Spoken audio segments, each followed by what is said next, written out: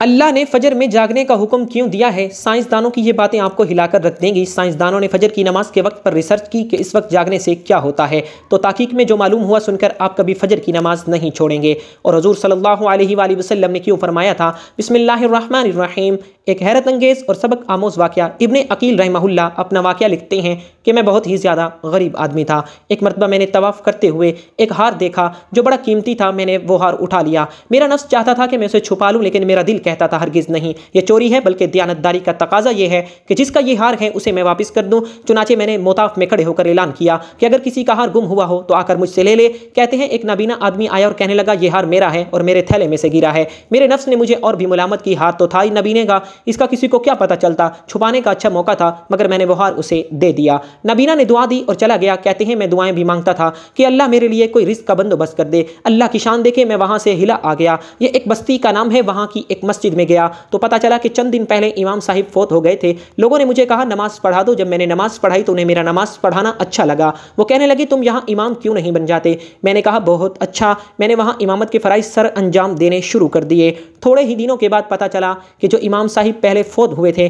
ان کی ایک جواں سال بیٹی ہے، وہ وصیت کر کے گئے تھے کہ کسی نیک بندے سے اس کا نکاح کر دینا۔ مقتدی لوگوں نے مجھ سے کہا جی اگر آپ چاہیں تو ہم اس یتیم بچی کا آپ سے نکاح کر دیتے ہیں۔ میں نے کہا جی بہت اچھا۔ چنانچہ انہوں نے اس کے ساتھ میرا نکاح کر دیا۔ شادی کے کچھ عرصے کے بعد میں نے اپنی بیوی کو دیکھا کہ اس کے گلے میں وہی ہار تھا جو میں نے طواف کے دوران ایک نابینا آدمی کو لوٹایا تھا۔ اسے دیکھ کر میں حیران رہ گیا۔ میں نے پوچھا یہ ہار کس کا ہے؟ اس نے کہا یہ میرے ابو نے مجھے دیا تھا۔ میں نے کہا آپ کے ابو کون تھے؟ اس نے کہا وہ عالم تھے، اس مسجد میں امام تھے اور نابینا تھے۔ تب مجھے پتہ چلا کہ اس کے ابو وہی تھے جن کو میں نے وہ ہار واپس کیا تھا۔ میں نے اس کو بتایا کہ یہ ہار تو میں نے ان کو اٹھا کر دیا تھا۔ وہ کہنے لگی کہ آپ کی بھی دعا قبول ہو گئی اور میرے ابو کی بھی دعا قبول ہو گئی۔ میں نے کہا وہ کیسے؟ اس نے کہا کہ آپ کی دعا تو اس طرح قبول ہوئی کہ اللہ نے آپ کو گھر میں بھی دیا، گھر والی بھی دی اور رزق بھی دیا، اور میرے ابو کی دعا اس طرح قبول ہوئی کہ جب وہ ہار لے کر واپس آئے تو وہ دعا مانگتے تھے کہ اے اللہ ایک امین دیانتدار شخص نے میرا ہار مجھے لوٹایا ہے، اے اللہ ایسا ہی امین شخص میری بیٹی کے لیے خامد کے طور پر عطا فرما دے۔ اللہ نے میرے باپ کی دعا بھی قبول کر لی اور آپ کو میرا خامد بنا دیا۔ تو مخلص بندے کا کام اللہ تعالیٰ کبھی رکنے نہیں دیتے، اٹکنے نہیں دیتے، بلکہ اس کی کشتی ہمیشہ کنارے لگا دیا کرتے ہیں۔ اللہ کے احکام کو بجا لانے اور ممنوعات سے اجتناب برتنے کا نام بندگی اور عبادت ہے۔ اسلام کے نزدیک عبادت کا مفہوم نہایت وسیع ہے۔ اسلام کا مطالبہ ہے کہ انسان کی پوری زندگی عبادت سے عبارت ہو، وہ اس طرح زندگی بسر کرے کہ اس کا ہر کام عبادت میں شمار ہو، اور اس کا واحد طریقہ یہی ہے کہ وہ اللہ کے بتائے ہوئے طریقے کے مطابق زندگی گزارے، ہر بات میں حکم الہی کو پیش نظر رکھے۔ اسلام اس بڑی عبادت کے لیے انسان کو جن ذرائع سے تیار اور اس کی تربیت کرتا ہے، عرف عام میں انہیں عبادت کہا جاتا ہے، لیکن دراصل یہ تمرینات عبادت ہیں۔ انہیں ارکان اسلام بھی اسی وجہ سے کہا جاتا ہے کہ اسلام کی عمارت انہی ستونوں پر قائم ہے۔ ارکان اسلام میں نماز سر فہرست اور پہلے نمبر پر ہے۔ ان تمام عبادت میں نماز کو جو اہمیت فضیلت حاصل ہے وہ کسی بھی صاحب ایمان اہل نظر سے پوشیدہ نہیں ہے۔ نماز کی اہمیت کا اندازہ اس بات سے لگائیں کہ قرآن کریم کی ہر پیغام میں صلاۃ یعنی نماز کا لفظ حرف جلی میں موجود ہے۔ ایمان کے بعد سب سے اہم رکن جس کا مطالبہ اہل اسلام سے کیا گیا ہے وہ نماز ہی ہے۔ نماز مسلمانوں کی دینی پہچان اور امتیازی نشان ہے۔ یہی وجہ ہے کہ قرآن و حدیث میں اس کی ادائیگی پر بہت زور دیا گیا ہے، اور بفرمان نبی صلی اللہ علیہ وسلم نماز کی دین میں وہی اہمیت ہے جو انسانی جسم میں سر کی ہے۔ مومن اور کافر کے درمیان امتیاز کرنے والی چیز نماز ہے، لہٰذا جس نے اسے چھوڑا اس نے کفر کیا۔ جامع ترمذی۔ اس وعید سے اندازہ لگایا جا سکتا ہے کہ اسلام میں نماز کی اہمیت کیا ہے۔ جو چیز جس قدر اہم اور ضروری ہوتی ہے اس کی وجہ آوری پر اجر و ثواب بھی اس قدر زیادہ ملتا ہے۔ چنانچہ نماز کا ثواب بھی اس قدر ہے کہ انسان اس کا تصور نہیں کر سکتا۔ لیکن پنج وقتہ نمازوں میں فجر کی نماز کی اہمیت اور فضیلت سب سے نمایاں ہے، اور اس کی ادائیگی پر اجر و ثواب بھی دیگر 4 نمازوں سے زیادہ ہے۔ اس کی وجہ یہ ہے کہ فجر کے وقت دنیا کی آغوش میں مبستریات ہوتی ہے اور خوب گرگوش کے مزے لے رہی ہوتی ہے۔ لوگوں پر غفلت اور سستی کی چادر تنی ہوئی ہوتی ہے۔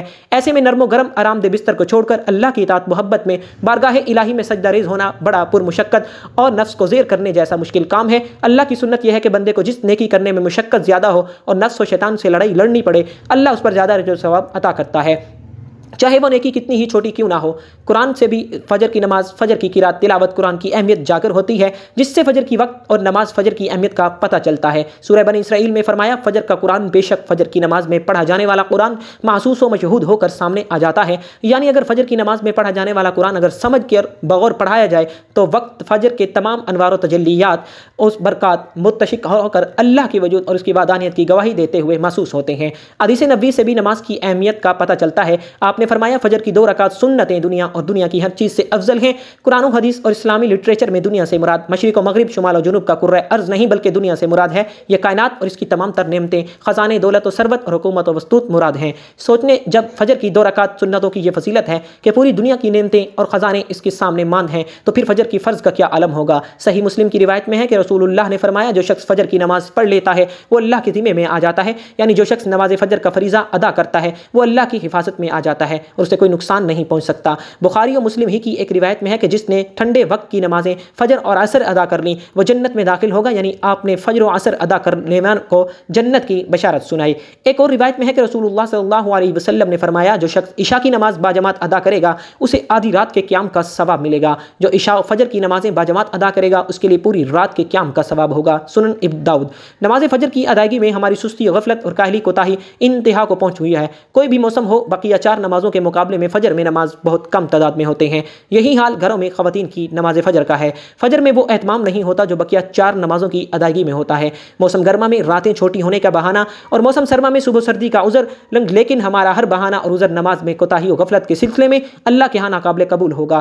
ہم میں سے اکثر لوگوں کو ایک شکوہ ہمیشہ رہتا ہے کہ روزی میں برکت نہیں، گھر میں برکت نہیں، کتنا ہی کمالے پتہ نہیں چلتا کہاں گیا، ہر وقت کوئی نہ کوئی پریشانی رہتی ہے، کبھی بیماری تو کبھی کوئی تنگی۔ اگر ہم اس بے برکتی، تنگ دستی، بے روزگاری اور پریشانی کو نماز فجر کی عدم ادائیگی کے پس منظر میں دیکھیں تو معلوم ہوگا یہ سب بے برکتی اس سبب سے ہے کہ ہم نماز فجر کی ادائیگی میں حد درجہ کوتاہی، غفلت، لاپرواہی اور سستی کا شکار ہیں۔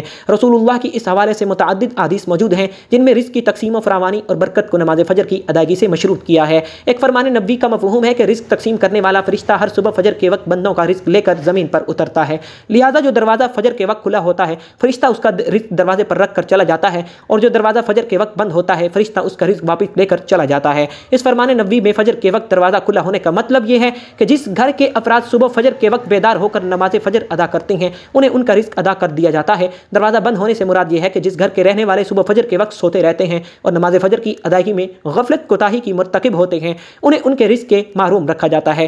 ہم میں سے اکثر نماز فجر خصوصاً اور دیگر نمازوں کو عموماً چھوڑ کر اپنے گھروں میں خیر و برکت کے لیے قرآن خوانی، میلاد کی محافل کے انعقاد، لوحے قرآن کی تعویذ آویزاں کرنے جیسے نیک کاموں کی طرف متوجہ ہوتے ہیں۔ اس سے تو انکار نہیں کہ بلا شبہ ان تمام کارہائے خیر میں برکت کا عنصر موجود ہوتا ہے، لیکن قرآن خوانی، محفل میلاد، لوحے قرآن کی نقش گھر میں آویزاں کرنے سے خیر و برکت کا ہونا نماز کی ادائیگی سے مشروط ہے۔ ہر خیر و برکت کے سوتے نمازوں سے پھوٹتے ہیں۔ اللہ کی نماز برکتوں اور رزق کے دریا نماز کی ادائیگی سے ہی پہنچتے ہیں۔ اس کے ساتھ ہی یہ امر بھی اہم ہے کہ فجر کے علاوہ بقیہ 4 نمازوں میں بھی خیر و برکت نماز فجر کی ادائیگی سے مشروط ہے، اس لیے کہ خیر و برکت کا آغاز نماز فجر کی ادائیگی سے ہی ہوتا ہے۔ یاد رکھیے نماز فجر کی کوتاہی اور غفلت اور نماز نہ پڑھنا گھر کی نحوست کی علامت کا آغاز ہے۔ رسول اللہ نے ایسے مسلمان کو خبیث اور منافق قرار دیا ہے۔ آپ نے فرمایا کہ ایسے شخص کو میرا دل چاہتا ہے آگ لگا کر جلا دوں۔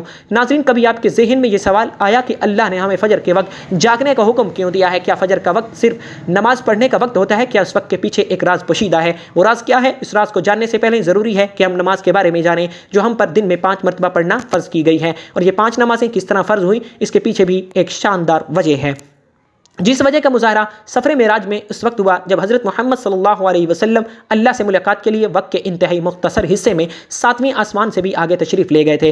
اس رات اللہ نے ایک خاص پس منظر میں اپنے حبیب رحمت دو عالم صلی اللہ علیہ وسلم کو آسمان پر بلایا اور اپنی خصوصی انعامات سے نوازا۔ اس مبارک سفر میں اللہ نے اپنے قرب خاص سے نوازا، انبیاء کرام سے ملاقاتیں کروائیں، جنت و جہنم کا مشاہدہ کروایا اور نیکیوں کے اجر و ثواب اور بروں کے انجام و عذاب کا نظارہ کرایا۔ اس عظیم سفر میں بہت سے انعامات سے نوازا گیا، جن میں سے ایک خاص انعام امت کے لیے نماز کا تحفہ بھی ہے، اور قیامت تک کے لیے انسانوں کو اپنے معبود اور خالق سے قریب تر کرنے کا عظیم تحفہ اور عبادت یعنی نماز اسی سفر میں ادا کی گئی۔ معراج کی رات جب آپ صلی اللہ علیہ وسلم کو 50 نمازوں کا حکم دیا تو حضرت موسیٰ علیہ السلام کے کہنے پر آپ نے اللہ سے 50 نمازوں میں سے نرمی کی درخواست کی، اور ایسا کئی بار ہوا یہاں تک کہ اللہ نے امت محمدیہ کے لیے دن میں 5 نمازوں کا حکم دیا، جس کے بعد بھی پھر حضرت موسیٰ علیہ السلام نے آپ صلی اللہ علیہ وسلم کو 5 نمازوں میں کمی کے لیے اللہ کے پاس ایک بار پھر جانے کی صلاح دی، لیکن تب آپ صلی اللہ علیہ وسلم نے فرمایا کہ میں نے اپنے رب سے کئی مرتبہ درخواست کر لی ہے، یہاں تک کہ اب مجھے حیا آ گئی ہے اور اب میں راضی ہوں اور اس حکم کو ہر طرح سے تسلیم کرتا ہوں۔ ہر نماز پڑھنا ضروری ہے، اور یقیناً آپ کے لیے بھی نمازوں میں سب سے زیادہ مشکل نماز فجر کی نماز ہوگی، جس میں نیند کا غلبہ اتنا ہوتا ہے کہ ایک انسان مشکل سے اٹھ پاتا ہے، لیکن دن کے اس خاص حصے میں جو راز پوشیدہ ہے اسے جب آپ جانو گے تو یقین کریں کہ آپ فجر کی نماز کبھی بھی نہیں چھوڑنا چاہیں گے۔ دنیا میں کئی لوگ ایسے ہیں جنہیں سلیپ ڈسارڈر یا بے خوابی کی شکایت ہوتی ہے، جس میں وہ ساری رات سو نہیں پاتے، یعنی انہیں نیند نہ آنے کی بیماری بیماری ہوتی ہے اور پورا دن کام کاج کر کے جب رات کو بھی سو نہیں سکتے تب کئی طرح کی ذہنی اور جسمانی بیماریاں جنم لیتی ہیں۔ اور اس سلیپ ڈس آرڈر کا شکار آج ہر وہ دوسرا تیسرا انسان ہے جس کی بڑی وجہ اللہ کے احکامات کو پیچھے چھوڑ کر دنیا کی رنگینیوں کے پیچھے بھاگنا ہے۔ ساری رات جاگنے کے بعد فجر کے قریب کچھ دیر نیند آ جاتی ہے، لیکن وہ نیند جسم کو پرسکون نہیں کرتی، جس کی وجہ سے اکثر لوگ جاگتے جاگتے اور ہر قسم کی دوائیوں کے استعمال کے باوجود جب سو نہیں پاتے تو وہ اللہ سے یہ سوال ضرور کرتے ہوں گے، اے اللہ مجھے نیند کیوں نہیں آتی؟ آخر کیا وجہ ہے؟ بہت کم لوگ ہوتے ہیں جو اس کیفیت میں اپنے انداز پیدر ہونے والی اس آواز کو سن پاتے ہیں جس میں ان سے کہا جاتا ہے کہ بستر سے نکلو، نماز پڑھو، اللہ کا ذکر کرو، اور یقین کریں جو لوگ اس آواز کو سن پاتے ہیں، اس پر عمل کرتے ہیں، انہیں تا حیات کبھی بھی سلیپ ڈس آرڈر کا شکایت نہیں ہوگی۔ اور اس حوالے سے ایک صوفی نظم ہے جسے ایک امریکی مصنف یعنی کتاب کے لکھنے والے نے ترجمہ کیا ہے، جس کا عنوان ہے یعنی دوبارہ مت سو جانا، صبح کی ٹھنڈی ہوائیں ایک راز لاتی ہیں تمہارے لیے، دوبارہ مت سو جانا، خود سے پوچھو تم کیا چاہتے ہو، دوبارہ مت سوچنا، لوگ دروازے کی چوکھٹ سے آ جا رہے ہیں جہاں سے دو دنیایں ملتی ہیں، وہ دروازہ گول اور کھلا ہے، دوبارہ مت سو جانا اس نظم میں بیان کردہ دروازہ ہماری دنیا دوسری دنیا کا ہے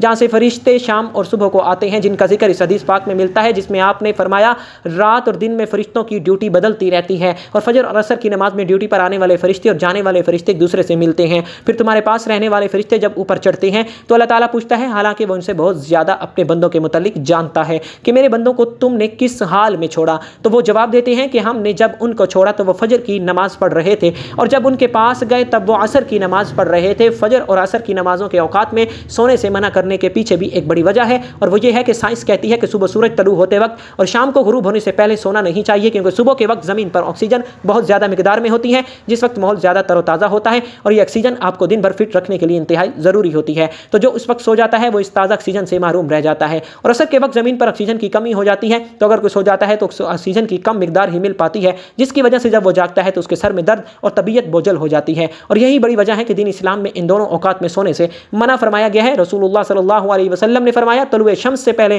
اور غروب شمس سے پہلے نماز ادا کرنے والا جہنم میں ہرگز داخل نہیں ہوگا۔ نماز فجر کے بارے میں ایسے بے شمار فضائل اور بھی ہیں جن کو ہم نہیں جان سکتے، اگر انسان کو جان لے تو کبھی کوتاہی نہ کرے۔ رسول اللہ نے فرمایا اگر وہ لوگ عشاء اور فجر کی فضیلت کے بارے میں جان لیں تو وہ ضرور بھی ضرور ان نمازوں میں حاضر ہوتے، چاہیں ان کو خود گھسیٹتے ہوئے ہی آنا پڑے۔ اب آپ خود اندازہ لگائیں، ایک طرف ان دونوں نمازوں کی اتنی فضیلت اور اہمیت ہے، اور دوسری طرف ان کی ادائیگی میں کتنی سستی اور لاپرواہی بڑھتی جا رہی ہے۔ بے نمازی کا انجام رزق و عذاب۔ حضور صلی اللہ علیہ وسلم معراج کی رات گئے تو وہاں مختلف لوگوں کو مختلف عذابوں میں مبتلا دیکھا، کسی کا منہ چیرا جا رہا تھا، کسی کی زبان لوہے کی کینچوں سے کاٹی جا رہی تھی۔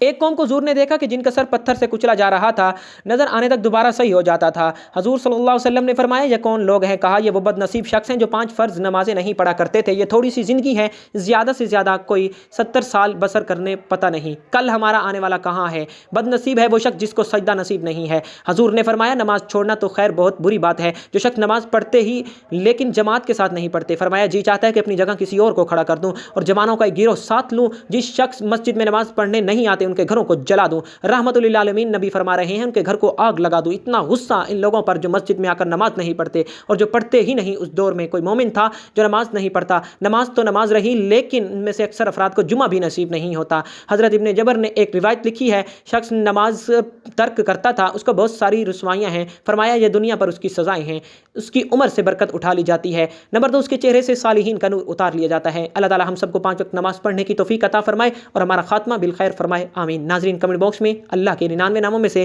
ایک نام ضرور ٹائپ کیجیے گا۔ والسلام۔